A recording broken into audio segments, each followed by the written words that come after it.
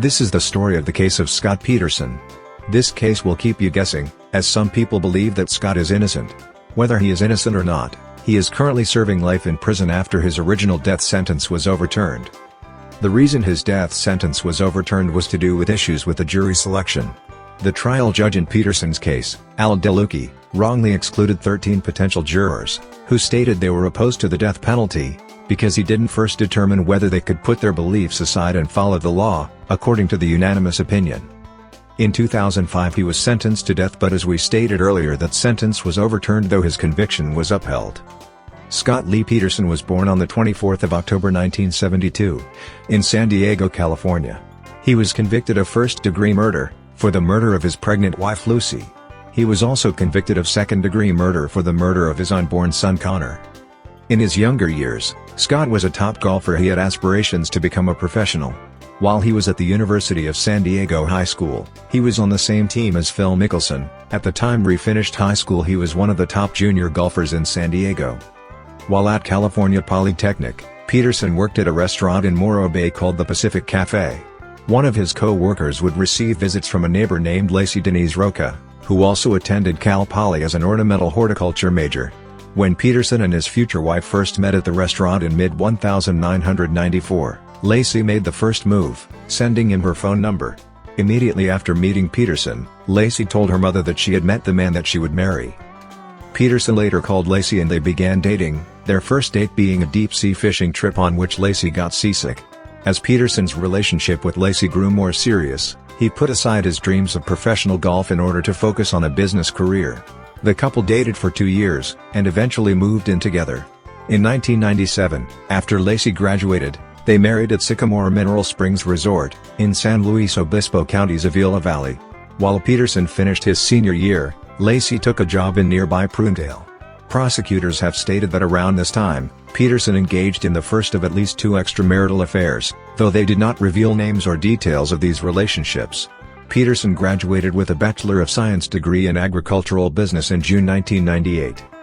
After their graduations, the Petersons opened a sports bar in San Luis Obispo called The Shack. Contrary to a Los Angeles Times story that reported that Peterson's parents loaned him money to open the establishment, his parents emphatically told the San Francisco Chronicle that they did not, believing that it was a bad investment. When the couple had difficulty finding a technician to install a needed vent in the restaurant, Peterson took the necessary certification course in Los Angeles in order to install it himself. The business was initially slow but eventually improved, especially on weekends. The Petersons sold the Shack in 2000 when they moved to Laci's hometown of Modesto to start a family. In October 2000, they purchased a 3-bedroom, 2-bath bungalow house for $177,000 on Covina Avenue in an upscale neighborhood near East La Loma Park. Laci soon took a part-time job as a substitute teacher, and Peterson got a job with Tridacorp U.S.A., a newly founded subsidiary of a European fertilizer company.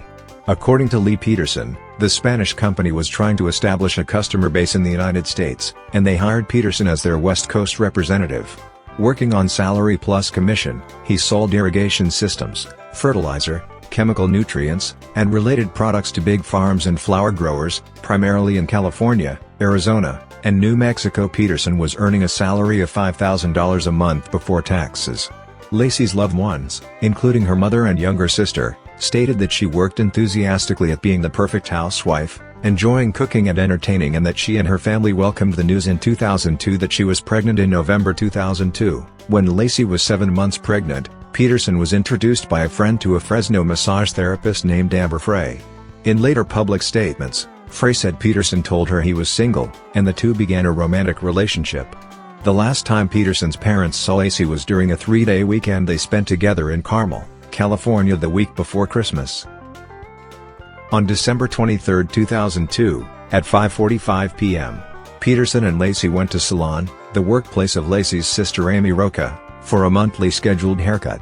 As they spoke, Roca said Peterson offered to pick up a fruit basket that she had ordered for her grandfather as a Christmas gift the next day because he would be playing golf at a course nearby. Prosecutors said Peterson also told other people he would be playing golf on the day of Christmas Eve. Later that evening, Sharon Roca, Laci's mother, spoke with Laci on the telephone around 8:30 p.m.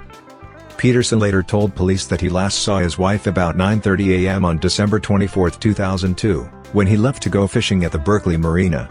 He said Luci was watching a cooking television show but was preparing to mop the floor, bake cookies, and walk the family dog to a nearby park. Later that morning, a female neighbor of the Petersons says she found the Petersons' dog, a golden retriever named Mackenzie, and returned him to the Petersons' backyard between 10:10 and 10:17 a.m. About a half hour later. Shortly after 10:45 a.m., another neighbor named Mike Chiavetta said he found Mackenzie wandering the neighborhood with a muddy leash, and also returned him to the Petersons' yard. Peterson said he returned home that afternoon to find it empty. Peterson found Mackenzie in their backyard, and Luci's 1996 Land Rover Discovery SE was in the driveway. He showered and washed his clothes because he got wet from fishing. According to ABC News, Peterson reported his wife Luci missing from their Modesto home. However, the New York Post reported that when Luci still had not returned home by 5:15 p.m., Peterson called his mother-in-law, and that a half hour later, Luci's stepfather, Ron Gransky, called the police. The Modesto Bee also attributes the first call to police to Gransky. Luci was 7.5 months pregnant with a due date of February 10, 2003. The couple had planned to name the baby boy Coner. Luci was reported missing on Christmas Eve, and the story attracted nationwide media interest. Modesto police detectives John Bueller and Alan Brocchini, the lead investigators on the case, responded to the call. When they arrived at the Peterson home, Luci's keys, wallet, and sunglasses were found in her purse in a closet. The dining room table was meticulously set for a family dinner the following night. One of the two detectives found a phone book on a kitchen counter, open to a full-page ad for a defense lawyer. When the detectives questioned Peterson that evening, they found him to be dead calm, despite her family's distraught reaction to her disappearance. According to True TV, Brocchini found Peterson's nonchalant demeanor suspicious, describing it as a strange combination of polite and arrogant, disaffectedly distant and impatiently irritable. He just didn't seem like a man who was crushed or even greatly disturbed by his wife's disappearance and possible death.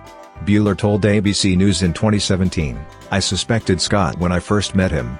Didn't mean he did it, but I was a little bit thrown off by his calm, cool demeanor and his lack of questioning. He wasn't, 'Will you call me back? Can I have one of your cards? What are you guys doing now?' Although Peterson initially said he had spent the day golfing, he later told the police that he had gone fishing for sturgeon at the Berkeley Marina. At 2:15 p.m., he left a message for Luci, stating, "Hey, beautiful. It's 2:15. I'm leaving Berkeley." Peterson stated that he went fishing about 90 miles from the couple's Modesto home. Detectives immediately launched a search. Although inconsistencies in Peterson's statements led police to suspect foul play almost immediately, they did not treat the case as suspicious within the first few hours after the missing persons report was filed. During this initial period, Peterson's in-laws defended him and portrayed him and Luci as the ideal couple, and public perception of Peterson reflected this. As police continued to investigate, they grew more suspicious of Peterson. On January 17, 2003, it became known that Peterson had engaged in 2 other extramarital affairs prior to an affair with a woman named Amber Frey. Amber Frey approached the police about Peterson, who had denied to police that he was having an affair. She told detectives that she met Peterson on November 20th and that he had initially told her he was single. However, after they had begun dating, she came to suspect that he was married and confronted him on December 9th about this. Frey said to Brocchini, "He said he lost his wife. This would be the first holiday he was without his wife." Frey allowed police detectives to secretly record her subsequent phone conversations with Peterson in the hopes of getting him to confess. The audio recordings of the couple's telephone conversations were played during the trial, and the transcripts were publicized. The recordings revealed that in the days after Luci went missing, Peterson told Frey that he had traveled to Paris to celebrate the holidays, in part with his new companions Pasquale and Francois. In reality, he had made one of these phone calls minutes before attending the New Year's Eve candlelight vigil for Luci in Modesto. At a January 24, 2003, press conference, the Roca family publicly withdrew their support of Peterson, explaining that they did this upon learning of his affair with Frey, in particular upon seeing photos of Peterson and Frey together. Luci's brother, Brant Roca, stated that although Peterson had admitted to an affair a year earlier in a January 16, 2003, phone conversation, following Luci's disappearance, Peterson had ceased communicating with the Roca family. They later said that they were angered not by the affair, but by the fact that Peterson had told Frey that he had lost his wife on December 9, 2002, 14 days before she disappeared, and that he would be spending his first Christmas without her. Police later speculated whether this was an indication that Peterson had already decided to kill Luci, which Sharon Roca agreed was a possibility. On April 13, 2003, a couple walking their dog found the decomposing body of a small baby in a marshy area of the San Francisco Bay Shore in Richmond's Point Isabel Regional Shoreline Park, north of Berkeley. Its umbilical cord was still attached. Although a judge sealed autopsy results, an anonymous Associated Press source revealed that 1.5 loops of nylon tape were found around the fetus's neck and a significant cut was on the fetus's body. One day later, a passerby found the torso of a recently pregnant woman, wearing beige pants and a maternity bra, on the eastern shore of the bay, along the rocky shoreline of the same park, 1 mile away from where the baby's body was found. The corpse was decomposed to the point of being almost unrecognizable as a human body since the head, arms, most of the legs, and all the internal organs except for the uterus were missing.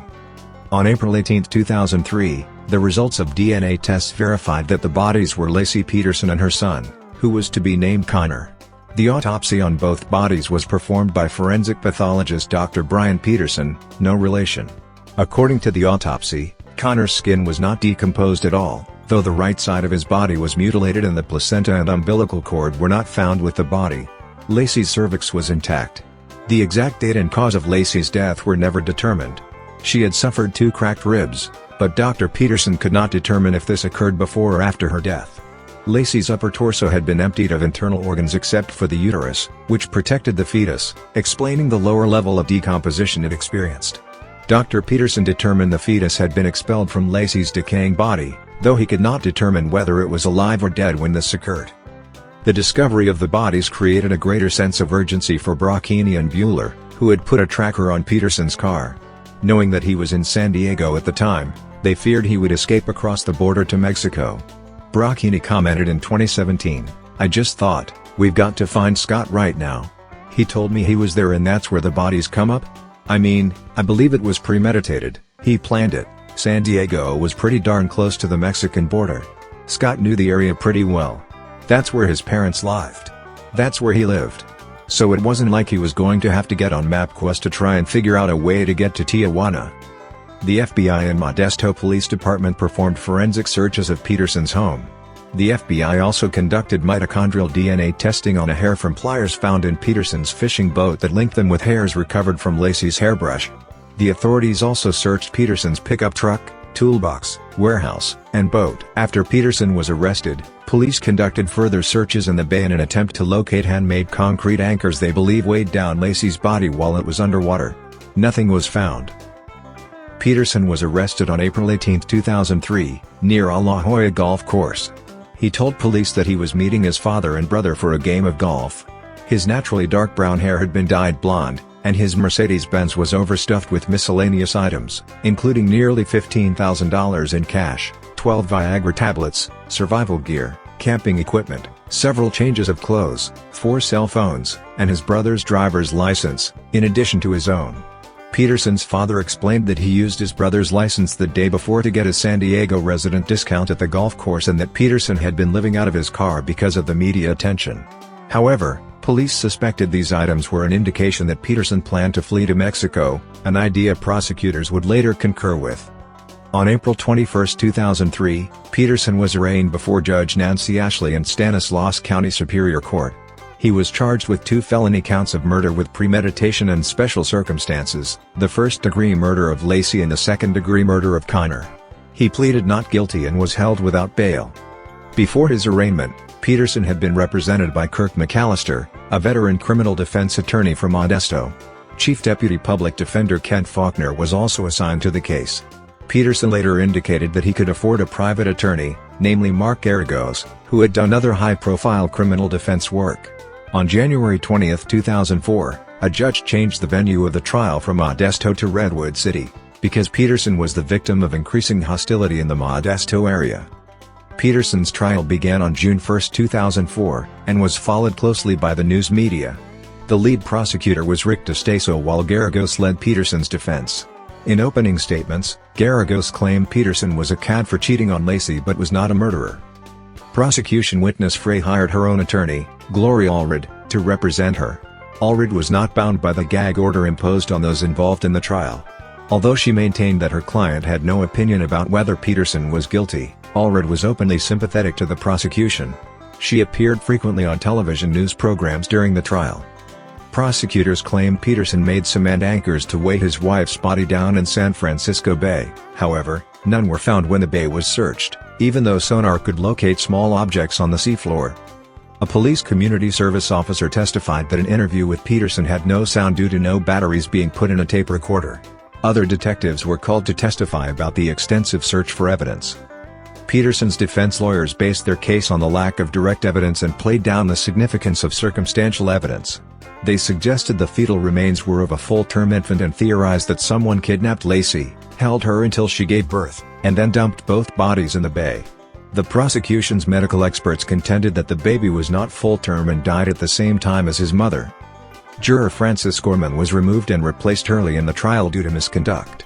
Jury foreman and attorney Gregory Jackson later requested his own removal during jury deliberations, most likely because his fellow jurors wanted to replace him as foreman. Garagos told reporters that Jackson had mentioned threats he received when he requested to be removed from the jury. Jackson was replaced by an alternate. A single hair was the only piece of forensic evidence that was identified. The hair, matched through DNA comparison to hair from Luci's hairbrush, was stuck to pliers found on Peterson's boat. Presented as prosecution evidence during the trial was the fact that Peterson changed his appearance and purchased a vehicle using his mother's name in order to avoid recognition by the press. He added 2 pornographic television channels to his cable service only days after his wife's disappearance. The prosecution stated this meant he knew she would not be returning home. Peterson expressed interest in selling the house he had shared with Luci and traded in her Land Rover for a Dodge pickup truck. Rick Chang, a hydrologist with the United States Geological Survey and an expert witness on tides of the San Francisco Bay, testified as a witness for the prosecution. During cross-examination, Chang admitted that his findings were probable, not precise. Tidal systems are sufficiently chaotic, and he was unable to develop an exact model of the body's disposal and travel. As the trial progressed, the prosecution opened a discussion of Peterson's affair with Frey and the contents of their secretly recorded telephone calls. Charles March, a fertility specialist, was expected to be a crucial witness for the defense, one who, according to the San Francisco Chronicle, could single-handedly exonerate Peterson by showing that Luci's fetus died a week after prosecutors claimed. Under cross-examination, March admitted basing his findings on an anecdote from one of Luci's friends that she had taken a home pregnancy test on June 9, 2002. When prosecutors pointed out that no medical records relied on the June 9 date, March became flustered and confused on the stand and asked a prosecutor to cut him some slack, undermining his credibility. Summing up this key defense witness, Stan Goldman, a criminal law professor at Loyola Law School in Los Angeles said, "There were moments today that reminded me of Chernobyl." According to one newspaper account about March's testimony, by the end of his testimony Thursday, legal analysts and jurors closed their notebooks, rolled their eyes and snickered when they thought no one was looking. Motive. The prosecution presented Peterson's affair with Frey, financial problems, and impending fatherhood as motives for the murder, surmising that he killed Luci due to increasing debt and a desire to be single again. On November 12, 2004, the jury convicted Peterson of 2 counts of murder, first-degree murder with special circumstances for killing Luci, and second-degree murder for killing the fetus she carried. The penalty phase of the trial began on November 30th, and concluded on December 13th, when the jury rendered a sentence of death. On March 16, Judge Alfred A. DeLucchi followed the jury verdict, sentencing Peterson to death by lethal injection and ordering him to pay $10,000 toward the cost of Luci's funeral, calling the murder of Luci cruel, uncaring, heartless, and callous. In later press appearances, members of the jury stated that they believed Peterson's demeanor, specifically his lack of emotion and the phone calls to Frey in the days following Luci's disappearance, indicated his guilt. Juror No. 1, Greg Baratlis, and 2 other jurors, said they based their verdict on hundreds of small puzzle pieces of circumstantial evidence that came out during the trial, from the location of Luci Peterson's body to the myriad lies her husband told after her disappearance. On October 21, 2005, a judge ruled that proceeds from a $250,000 life insurance policy Peterson took out on Luci would go to Luci's mother, which was reaffirmed by the 5th District Court of Appeal on October 21, 2005.